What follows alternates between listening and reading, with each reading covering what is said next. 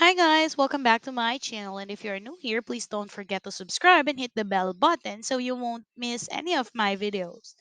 And for today's video, I'm going to teach you how to go ahead and add or upgrade a plan into your Shopify account. So first, log into your account. I already have this saved on my computer, so my own store.